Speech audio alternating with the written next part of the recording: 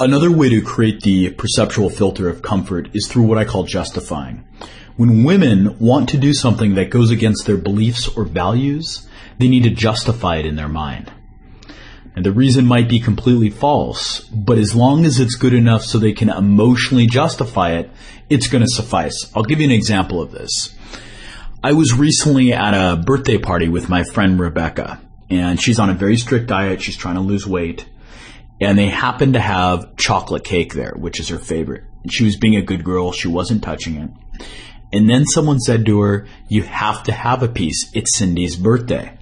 Now, it being Cindy's birthday is not a valid reason for her having a piece of chocolate cake, but it's an emotionally strong enough reason. And you bet your ass she had a piece. So actually, she had two pieces.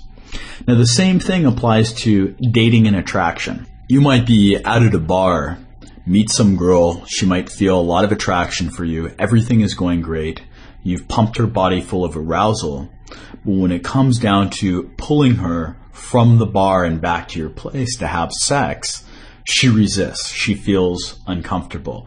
You haven't done your job to create the perceptual filter of comfort.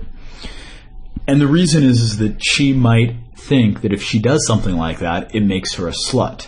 Her values and beliefs are in contradiction with her desires.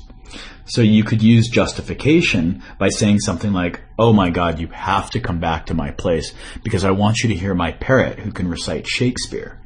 Now, she's not stupid. She probably knows you don't have a parrot that recites Shakespeare, but at least you've given her an emotionally strong enough reason or excuse to come back to your place. And if she happens to bust your balls about your, not having a parrot that recites Shakespeare, you could say something like, "Today's his day off." Or, "Oh, you just have to make him so nervous. Usually he recites Shakespeare beautifully, but you really make him uncomfortable."